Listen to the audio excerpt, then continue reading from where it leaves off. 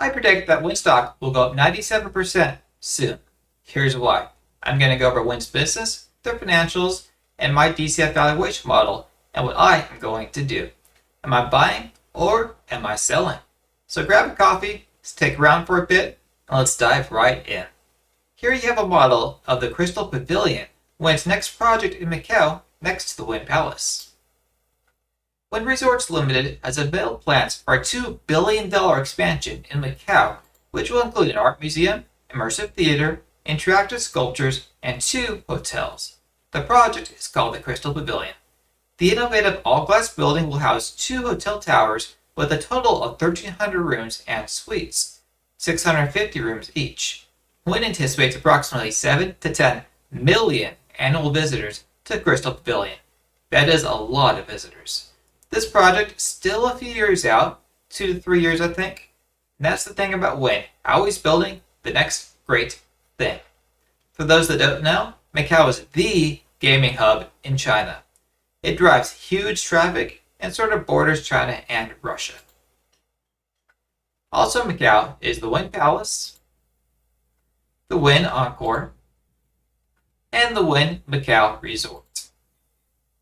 Let's head over to Boston Harbor, where you have the Encore. And finally, Las Vegas, where you have the WYNN and the Encore. What sets WYNN Resorts apart is the clientele. WYNN targets the top of the top people in terms of money. The rich, the top 10%, Uncle Moneybags, the whales. People with lots and lots of money to spend. No, Mr. Joe, I only have $100 here. People go here to drop thousands of dollars. Some drop hundreds of thousands of dollars. They'll go to a roulette table to bet $1 million on black. Where do they spend the money? You got rooms, restaurants, clubs, shopping, all of which are priced quite high due to the high-scale nature of the hotels. And gambling. Now on to the lockdowns. Things are opening up slower than expected, but gradually things are opening back up. Macau is coming online, about 80% hotel occupancy rate expected in July and August. How about air travel? Not quite 2019 levels yet, but almost there. 1.468 million passed through TSA on 8/24, compared to just over 2 million on the same day in 2019. Vegas visitor volume is down 18% since 2019. Hotel occupancy is down 15.8%. ADR is up 6%. RevPAR is down 12%. Airline travel down 14%. And car traffic is up 10%. Remember, this is from 2019 before the shutdowns. But look at the trend. All the metrics are going in the right direction. The blue line is 2021. Vegas hotel occupancy is nearly 80% now. ADR is already back to normal, above normal actually, and so on. Outside of the properties, WYNN also has an online gaming system called WinBet. I expect good things from this application. It should prove to have very nice margins. WinBet is available in 6 states now. And guess what? Shamma the kitty wants to say hi. Actually, I take the back. She says, "Don't talk to me." Okay, I'll turn off the camera now, so then I'll blur the results. Oh, I almost forgot. I'm Brian, the Finance Ninja. Next up, financials. After financials, I'll show you my DCF. You'll want to stick around for it. It is a can't miss. So WYNN, what have you done lately? Up 14.58% on the year. Not terrible, but we are a far distance from the peak around March 2021. Market cap $10.7 billion. As you can see, from 2017 to 2019, revenues hovered around $6 billion to $6.7 billion. The thing about companies like this is revenues will jump when each new property comes online. In this case, the Crystal Pavilion is the next project in the pipeline, and it should complete in the next few years. The numbers will go up when that project comes online. Now remember, when WinBet revs up, that will also contribute to these numbers. So cash, what do we have? We have $2.8 billion. And also, you can't forget that WYNN was heavily affected by the shutdowns. I think they weathered it pretty well, as you will see. The numbers to look at here is EBITDA growth, $950 million in 2016 to $1.5 billion in 2019. Let's ignore 2020 for obvious reasons. Net debt in 2019 was $8.2 billion. In the last report, it was $9.2 billion. Given the circumstances that they went through during that year, this is actually pretty good shutdown management.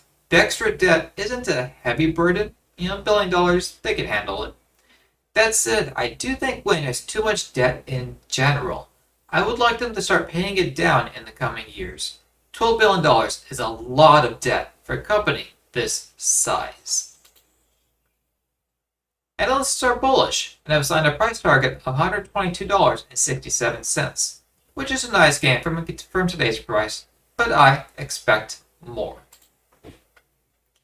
Let's get into Q2 numbers. So let's look at the EBITDA numbers for each property group in the last quarter, Q2 2021. WYNN Palace has an adjusted EBITDA of $53.6 million. WYNN Macau has an adjusted EBITDA of $14.1 million. And WYNN Las Vegas has an adjusted EBITDA of $133.2 million. That's great news. That means all property groups are EBITDA positive, even though travel and gambling isn't quite back to 100% yet. This is bullish. Not much to say here, except obviously things are much better than they were in 2020. Of note is the net loss decreased substantially to $173 million. They are close to break even on a net income basis.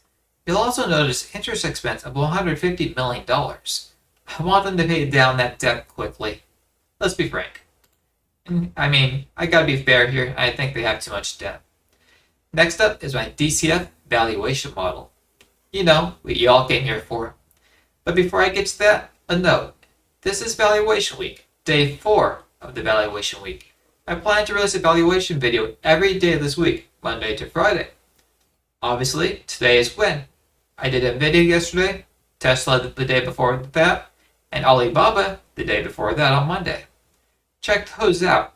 They are great. I don't know what company to do tomorrow. I am in a bind. Here are some possibilities that I have. Some are Square, Logitech, Microsoft, Airbnb, Upwork, and others. Guess what? You can help me out here. In the comment section down below, let me know what company you would like me to value tomorrow and also in the future. Don't forget to click the notification bell so you don't miss a valuation video. Let's get into my valuation for WYNN. I'm estimating $500 million EBITDA for 2021.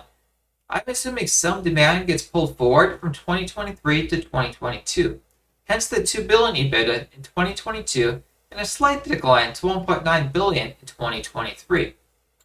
Growing to $2.2 billion in 2024 due to the launch of the Crystal Pavilion and numbers for the WinBet sports betting app, and growing about 10% CAGR from there.